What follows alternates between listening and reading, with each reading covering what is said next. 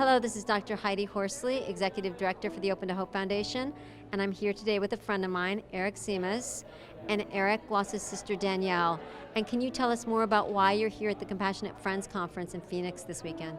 Yeah, I'm here really to honor my sister Danielle. So my sister Danielle was growing up, she was about 3 years older than me, 2.5 years.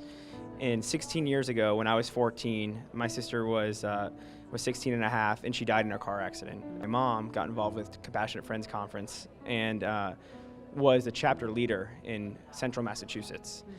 And I was introduced to TCF through my mother, and I'm here today really to remember my sister, and now being someone that is bereaved 16 years, to really help out other siblings and other people who are going through the similar tragedy to what I went through. Sometimes when we're further along in our journey, people are like, why are you still here? And It's like you said, we're here to be a lifeline because we know what it's like early on.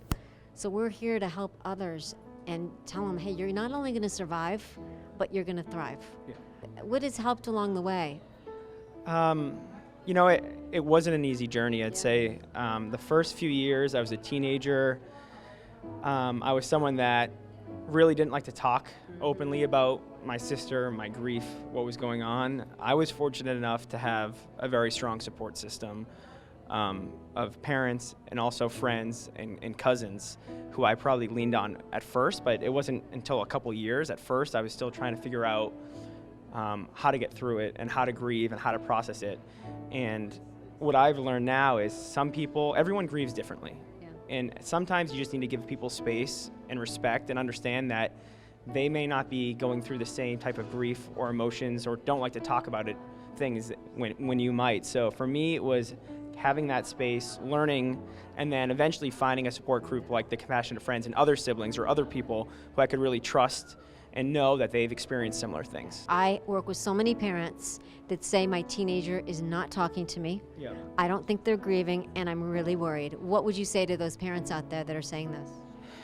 What I would say to those parents are, first and foremost, is respect your children's wishes.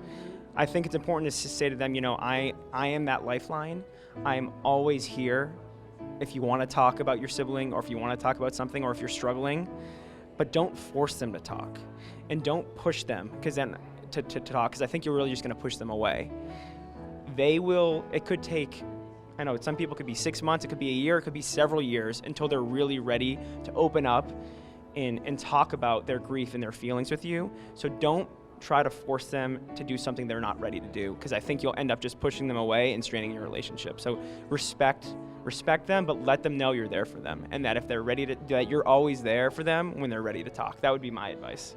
Eric, thank you so much. Yes. You are a rising star in this organization, and you give hope to so many siblings out there. And if you've lost hope, please lean on mine and Eric's until you find your own. Thank you. This is Dr. Heidi Horsley from the Open to Hope Foundation.